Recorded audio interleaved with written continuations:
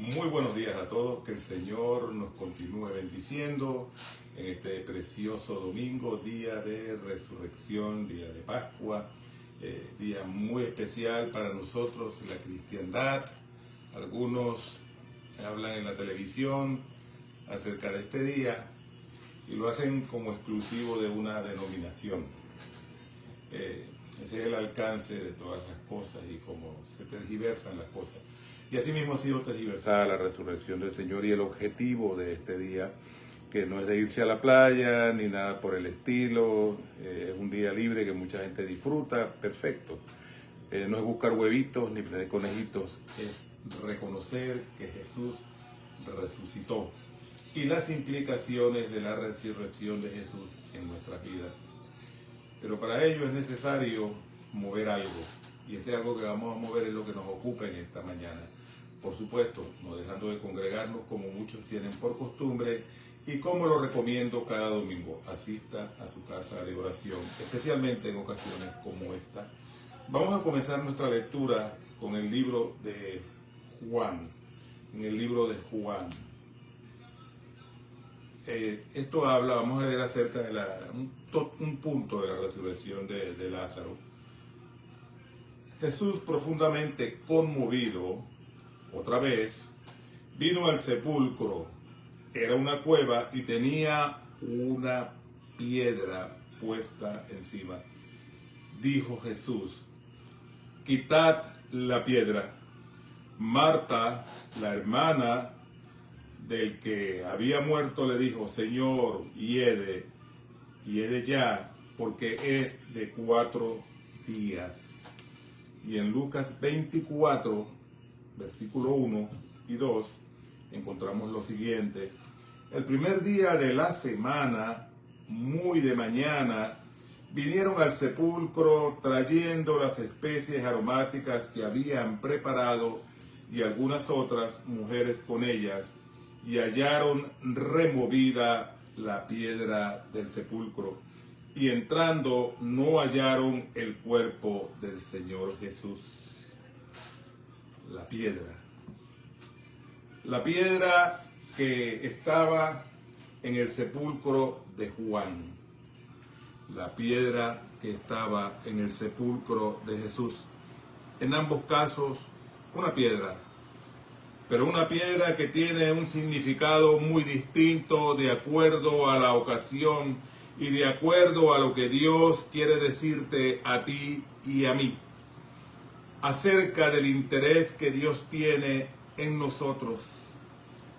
Cuando llegamos a la escena donde Jesús llega a la casa de Lázaro, sabemos que sus hermanas lo consiguen en el camino y que de una manera prácticamente recriminatoria le dicen que si él hubiese estado allí, su hermano no habría muerto. Y él les dice que el que cree en él, aunque esté muerto, vivirá. A los discípulos, antes de ir, les dice que esa enfermedad es para glorificarse Dios. Dice también que Juan no ha muerto, que duerme. Y que todo esto es para la gloria de Dios. Llega Jesús al lugar donde está Lázaro, ve a todo mundo llorando, a todo mundo triste, y llora Jesús. Y muchos han interpretado que Jesús llora como una forma de solidaridad con el dolor de ellos. Pero en el contexto de lo que Jesús había dicho y lo que sabía que estaba a punto de hacer, ese llanto sentimental, aunque sabemos que nuestro Señor era afectado sentimentalmente también, era hombre, era Dios y hombre, naturaleza humana y naturaleza divina, y en su naturaleza humana las impresiones del mundo tenían influencia en él. Así que conocía la tristeza, la alegría. Yo no estoy diciendo que Jesús era inmune a nada de esto. Lo que yo estoy diciendo era que como Jesús sabía lo que iba a hacer, no era susceptible al llanto emocional. Particularmente no creo que Jesús se haya conmovido por el llanto de ellos. ya les había predicado desde hace mucho tiempo. Ya les había hablado en muchas formas del ministerio suyo como Mesías y de quién él era, que era Dios hecho hombre. Ya ellos sabían de otras resurrecciones y ya ellos sabían de otros milagros de Jesús. Tú y yo conocemos la grandeza de Jesús de una manera histórica. Nos ha sido comunicada religiosamente a través de los libros y de la tradición. Pero conocemos verdaderamente a Jesús en nuestras vidas, en nuestro corazón. Verdaderamente hemos conocido a Jesús por quien Él es, por lo que Él ha hecho, por su ministerio, por su vida. Es una pregunta que vale la pena hacerse, y antes de dar una respuesta necesitamos analizar el asunto. Jesús está llegando a la aldea. Las mujeres le salen al encuentro y le expresan su inquietud de que Él ha muerto. En el diálogo Él les dice que resucitará, y ellas se van a la Escritura y dicen que sí, que resucitará en el día postrero. Pero Jesús le dice: yo soy la resurrección y la vida. Y con todo y esto hay sombra de duda en la mente de ellas. Hay sombra de duda en el corazón de todos aquellos que están llorando porque Lázaro ha muerto, en vez de alegrarse porque el dador de vida se hace presente en la escena. Lloran. Jesús no creo que se haya hecho solidario, con el dolor emocional de ellos. Aquel que había convertido los panes en peces, aquel que ha hecho tantos milagros delante de ellos y de los cuales ellos conocen, llora la incredulidad de estas personas. ¿Cómo es posible que, estando Dios hecho hombre presente, ellos no esperaran el milagro, sino que lloraban desconsolados? ¿Cómo es posible que, estando Jesús presente, el que ha hecho tantos milagros y del cual no hay sombra de duda que es el Hijo de Dios, Dios mismo hecho hombre, haya duda en sus corazones y estén llorando desconsolados cuando el dador de vida está presente? Y como te venía diciendo, nosotros hemos conocido un Jesús histórico, un Jesús que nos ha sido presentado dentro del planteamiento de una religión, de la cual alguien declara y reclama la exclusividad de él, como lo dicen los medios de difusión hispanos, por lo menos, cuando dicen que es un día X de tal y cual denominación, cuando esto es un día de la cristiandad. Hay muchas maneras en que la vida puede ser impresionada por la muerte y resurrección de Jesús. Muchos lloran al ver a Jesús lacerado en la cruz del Calvario porque sienten pena por Él y son afectados emocionalmente por la escena de lo que sucedió en la vida de Jesús. Y no hay nada de malo en ello, en que sean expresadas nuestras emociones, pero eso no cambia nuestra situación. La impresión emocional que pueda darnos la muerte y la resurrección de Jesús no cambia tu situación y la mía en cuanto a nuestra posición delante de Dios. Pero cuando tú y yo cambiamos de perspectiva y entendemos que el sacrificio de Cristo fue la propiciación por tus pecados y los míos, y que hay algo que tú y yo podemos hacer, y es acogernos a la gracia y la misericordia de Dios por medio de Jesucristo, entonces ese sacrificio toma otro lugar en nuestros corazones, y en lugar de conmover nuestros sentimientos, nos mueve a la reflexión de nuestra necesidad de Dios, de nuestra necesidad de acogernos a lo que Dios ha hecho por nosotros, hacer de nosotros, hacer nuestra esa oportunidad, reconocer nuestros pecados, arrepentirnos, y gracias a ese sacrificio en la cruz del Calvario, Aceptar a Jesús como nuestro único y suficiente Salvador, no como un acto mecánico, sino como una convicción genuina y verdadera de que nos era necesario hacerlo y que desde el momento que lo hicimos tenemos entrada al reino de los cielos. Somos perdonados por el sacrificio expiatorio de Cristo. Y con ello la cruz del Calvario, en vez de darnos lástima, en vez de impresionarnos emocionalmente por lo que el Señor sufrió ahí, va más allá de eso y trasciende las fronteras de los sentimientos para llegar al alma y comprender el propósito de ese sacrificio.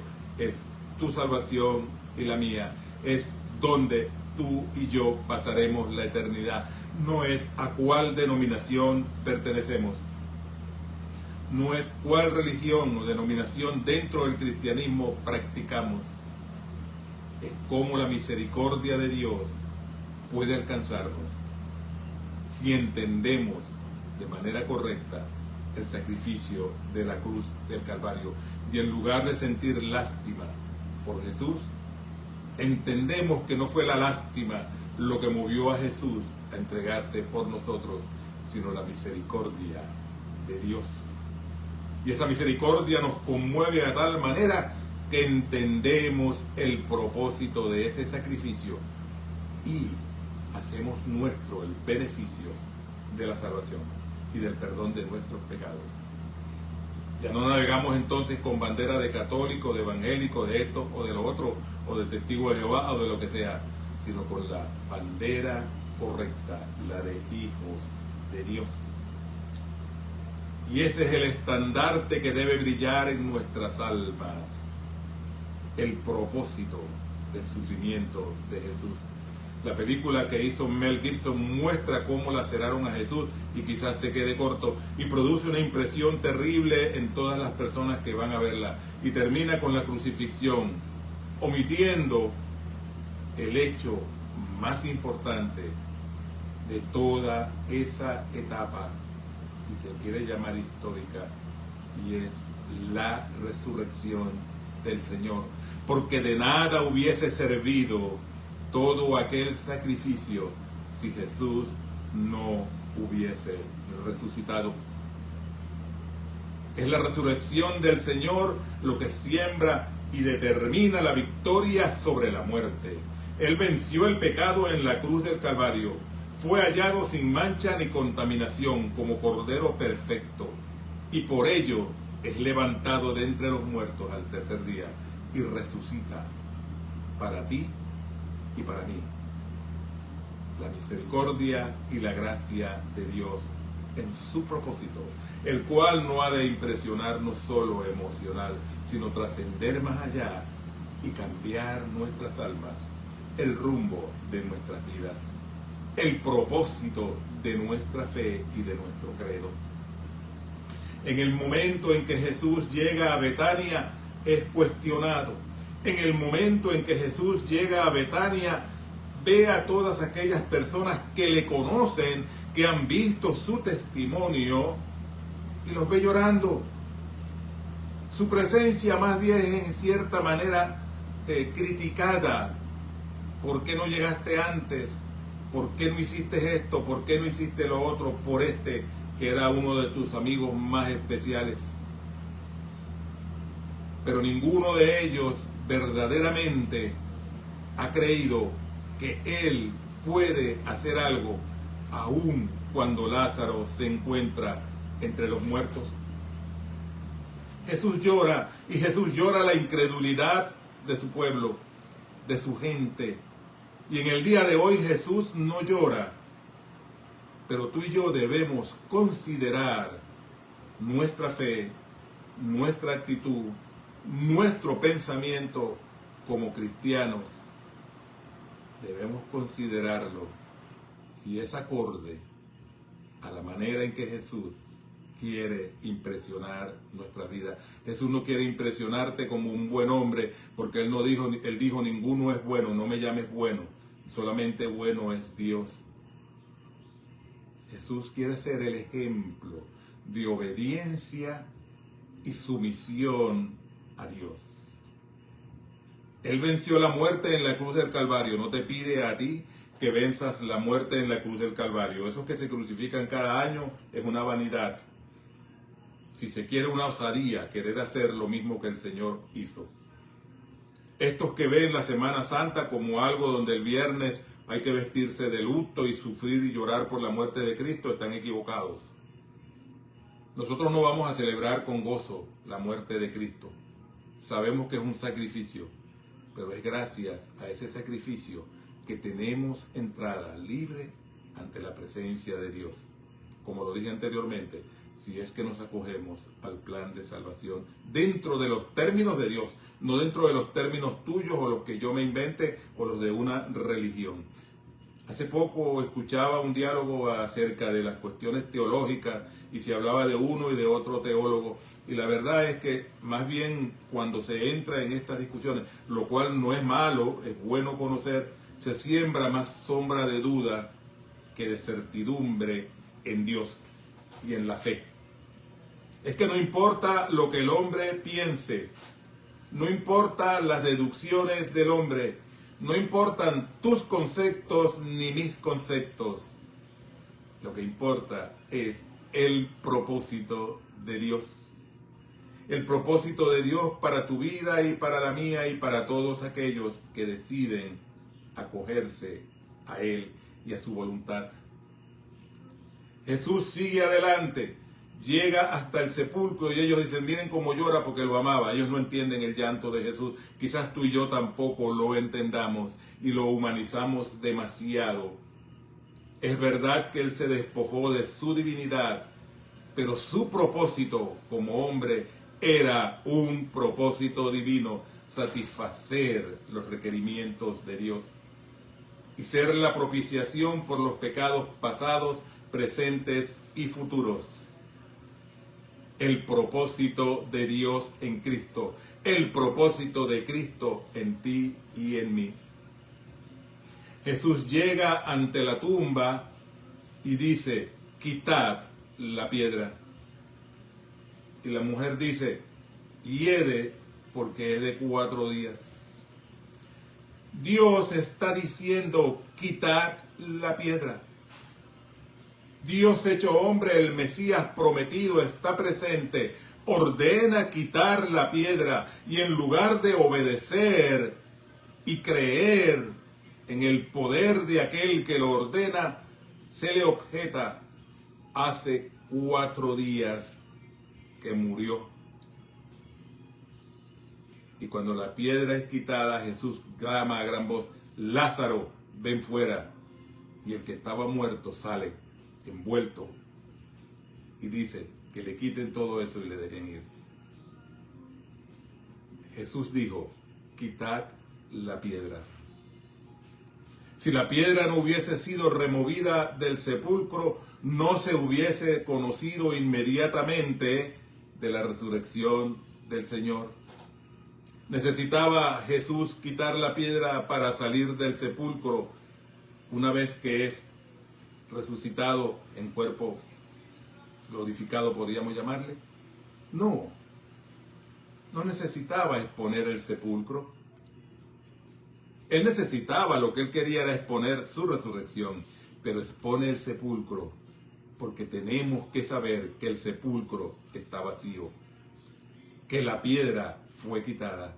Jesús dijo, quitad la piedra. Y Jesús dice en el día de hoy, quita la piedra de la religiosidad. Quita la piedra de tu convicción personal, de tus ideas, de tus dudas. Quita la piedra de la ignorancia de la palabra de Dios. Quita la piedra de tu capricho. Quita la piedra de tu deseo de hacer las cosas, inclusive las espirituales, de acuerdo a tu fortaleza y no a la fortaleza de Dios. Quita la piedra de la dependencia personal, de la autoconfianza en todos los aspectos y aún el espiritual, para que verdaderamente Dios pueda ser soberano sobre tus vidas. Tú y yo tenemos 2 maneras de hacer las cosas. Una es a nuestra forma y otra es de acuerdo a la forma de Dios. Pues déjame decirte que si tú y yo hacemos las cosas a nuestra forma, podemos equivocarnos, como también podemos salir bien, pero perdurará.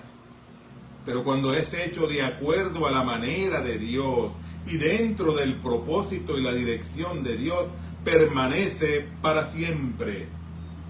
Jesús dijo, yo he venido para que tengan vida eterna. Mi paz os dejo, la paz os doy. No como el mundo la da, sino como yo la doy.